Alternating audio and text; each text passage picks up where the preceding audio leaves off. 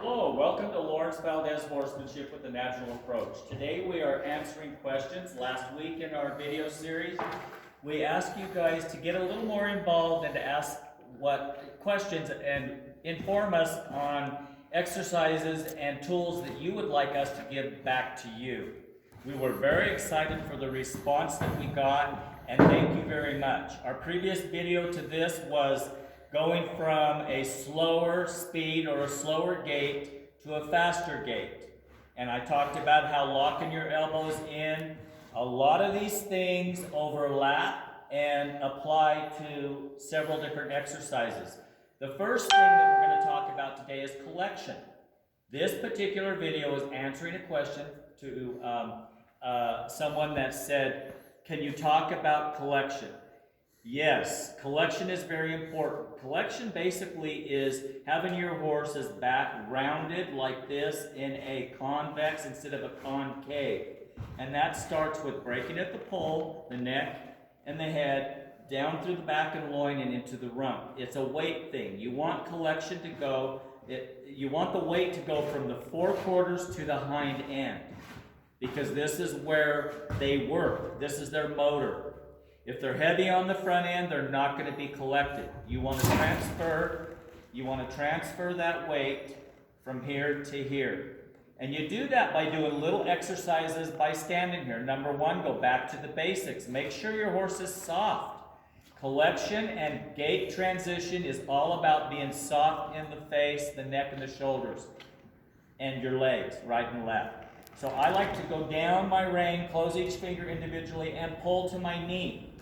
Okay, and if there's any resistance at all, I just hold. I'll even sometimes go clear up to my belly button and hold. When the horse gives to that, I will give back. I start with my knee. If he doesn't give there, I'll come up to more like an indirect rein, an indirect pull. And I'll do that once or twice on each side to get that soft feel, stretch those muscles. Okay? Some horses are better at this than others. Some horses will have more of a straight head and neck coming this way. He kind of wants to tilt his head. I don't care. We're still getting some bend here. If I get real worried, I'll bring the rein up here like this and kind of pull on his neck and head that way. Okay? Once he gives, I will release. Okay. Also, you want to make sure that your horses are soft in the back. I'll bring my legs forward a little bit, bump, bump, bump. I'll ask him to move his rear end one way in the back up, the other way in the back up. And you notice I didn't stop. You don't want to back your horse up. I'll do it again. You don't want to back your horse up. Stop and ask them to move. You want that momentum, that shifting weight back, building the loin so that when you collect, your horse has, there we go, that roundness in his back and using the weight back here. So already bending, flexing, backing your horse in a serpentine, right way, left way, hind end, guiding the direction. You also want to be able to go one way, sideways, the other way, sideways. Okay, you do that by applying the opposite leg of the direction you're going. So if I'm going to go to the right, I apply my left leg. Horses move away from pressure. I don't know if you can see over here, my right leg is completely away from my horse.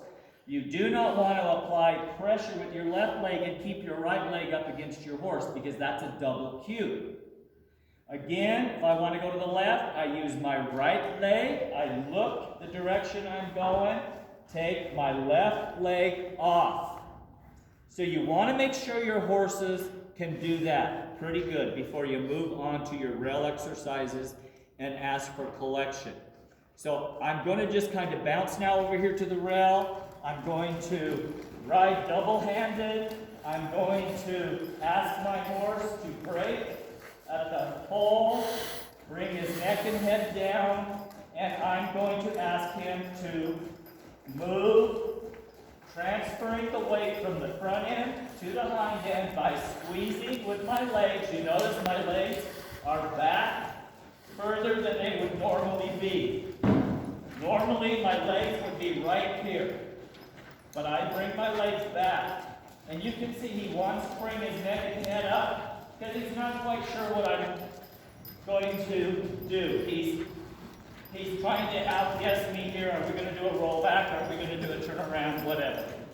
So I don't care if he kind of bobs her a little bit. He's just trying to figure out where I'm going with this. And now we're starting to collect, as you can see.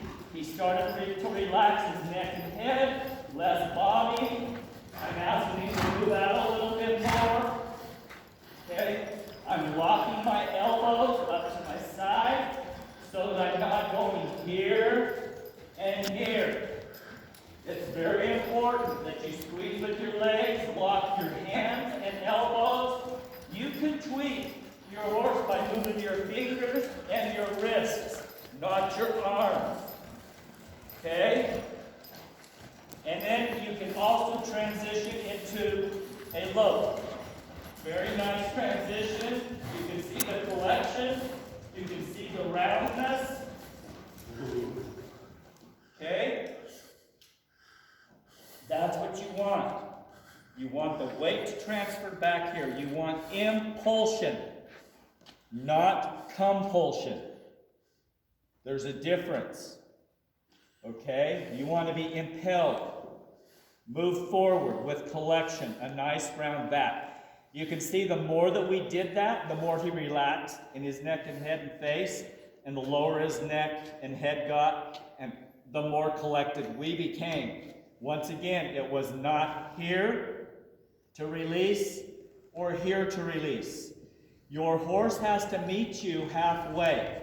When I bring my hands up like this, he has to give to me. It's the same thing in gaits. If I was on a gaited horse, this is my slow gait.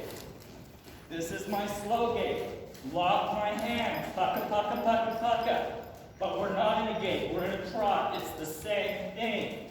If I speed up, I do not move my hands forward. I squeeze with my legs and try to keep that frame. Don't make a big deal out of them trying to guess what you want. They'll figure it out. They have to meet you halfway and find the release. So I'm going to speed him up a little. I'm going to ask him to transfer some more weight back. There we go. By squeezing with my legs. Whoa. Okay. These are little mini lessons. I hope they help you. If you have any questions, feel free to get a hold of us, PM us, make comments at the end of the videos. We'd be glad to help you. Once again, thank you guys so much for involving yourselves in our program. We are invested in you as well. We love the feedback. We're here to help you. Lawrance, Valdez Horsemanship, helping you be better so that your horse can be better. Have a great day.